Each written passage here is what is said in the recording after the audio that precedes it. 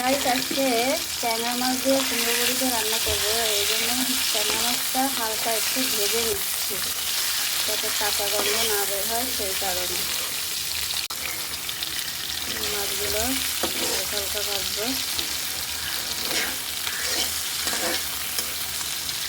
মাছ ভাজা হয়ে গেলে এবার এইগুলো ভাজবো কুমড়ো বড়ি।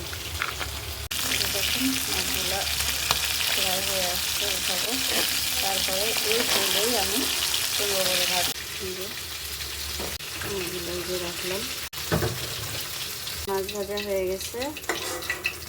এখন আমি এই তেলে দিয়ে দিচ্ছি, দিয়ে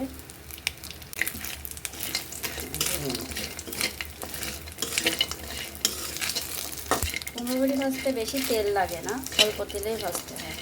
ভাজা হয়ে গেছে,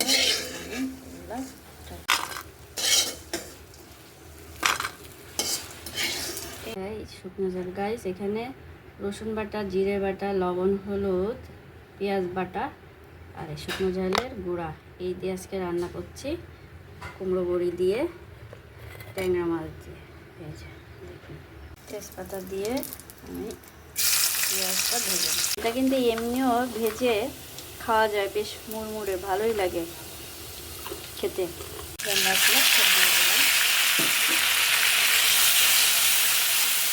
যে মাছ দিয়ে দিচ্ছি, মাছটা আমি কষায় নিয়ে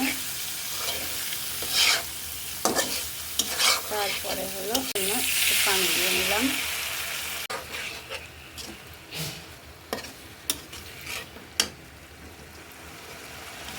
মাছের ভিতরে এখন আমি কুমড়ো বড়িটাও কষায় নিব যাতে একটু ফোলে বা সিদ্ধ হয়, যেরকম একটু স্বাদ। আর একটু পানি দিয়ে এবার মাছ আর বড়ি একসাথে কষায় নিচ্ছে।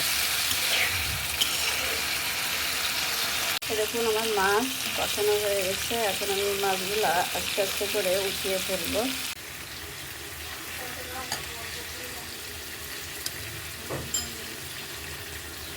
দেখুন দেখুন মাছগুলো আমার ওঠানো হয়ে গেছে। এখন আমি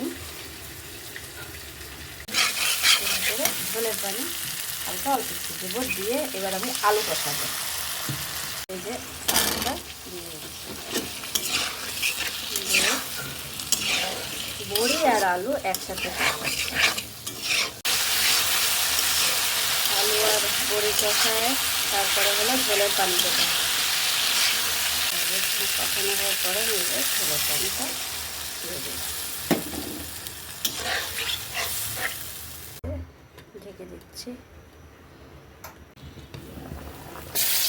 উতলাই গেছে, উতলাই যাওয়াগুলো দিয়ে দিচ্ছি, দিয়ে আমি নাড়াচাড়া দিয়ে দিলাম। যে তরকারি ঝোল কমে আসছে। কুমড়ো বড়িতে একটু ঝোল রাখতে হয়, না হলে কুমড়ো বড়িতে স্বাদ কম লাগে। এই যে তরকারি হয়ে গেল, আজকের তরকারি দুপুরের রান্না। ট্যাংরা মাছ দিয়ে কুমড়ো বড়ি দিয়ে আলু দিয়ে ঝোল রান্না করলাম গাইস। দেখুন পরে এটা নামাবো গাইস। আমার এই রান্নাটা যদি আপনাদের ভালো লেগে থাকে বেশি বেশি করে সাবস্ক্রাইব করেন, লাইক করেন, শেয়ার করে দিয়েন। আরও নতুন নতুন রান্নার ভিডিও দেখাবো, উৎসাহিত করেন। ধন্যবাদ সবাইকে, দোয়া করবেন।